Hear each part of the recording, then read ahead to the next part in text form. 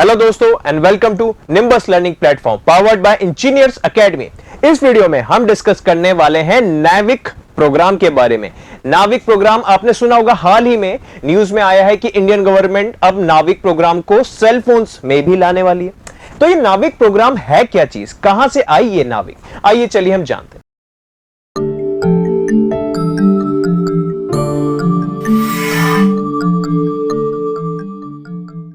देखिए, नाविक प्रोग्राम की जो फुल फॉर्म है उसका नाम है नेविगेशन विद इंडियन कॉन्स्टिलेशन। अब ये काफी कुछ सिमिलर है हमारे मोबाइल में जो ऑलरेडी जीपीएस सिस्टम इंस्टॉल्ड होता है उसके जैसे। जीपीएस क्या है?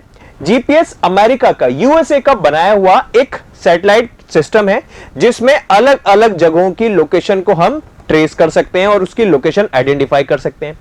अब अगर जीपीएस था तो नाविक की जरूरत क्या पड़ी?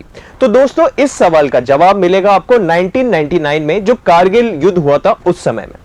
कारगिल युद्ध के दौरान इंडिया ने यूएस से मदद मांगी थी कि हमें जीपीएस डाटा चाहिए कारगिल के उस रीजन का, लेकिन यूएस ने डिनाई कर दिया था इंडिया को कि हम उस रीजन का डाटा आपको नहीं प्रोवाइड करेंगे। इस वजह से इंडिया ने डिसाइड किया कि हम अपना खुद का एक सैटेलाइट नेविगेशन सिस्टम बनाएंगे ताकि हमें किसी भी कंट्री पर डिपेंड ना रहना पड़े।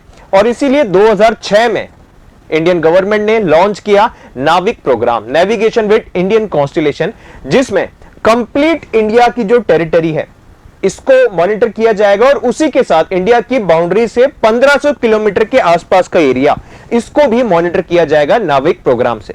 नाविक प्रोग्राम का जो टोटल कॉस्ट है लगभग 1400 करोड़ का टोटल प्रोग्राम है और इसी में लगभग 7 सैटेलाइट्स पहले लॉन्च करनी थी, लेकिन अब इसको बढ़ा के कि 11 सैटेलाइट्स हम लॉन्च करेंगे जो इंडिया का मैप और उसके अलावा जो 1500 किलोमीटर के आसपास की बाउंड्री है इन सब एरियाज को मॉनिटर करेंगे।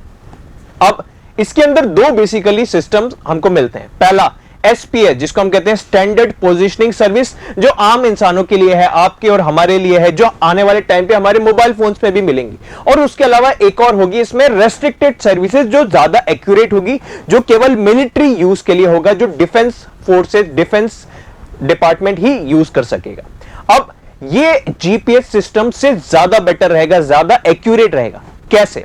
जो यूएसए का जीपीएस सिस्टम है वो केवल एल बैंड पे डिपेंड है और इंडिया का जो नाविक सिस्टम है वो एल बैंड और एन बैंड दोनों पे डिपेंड है।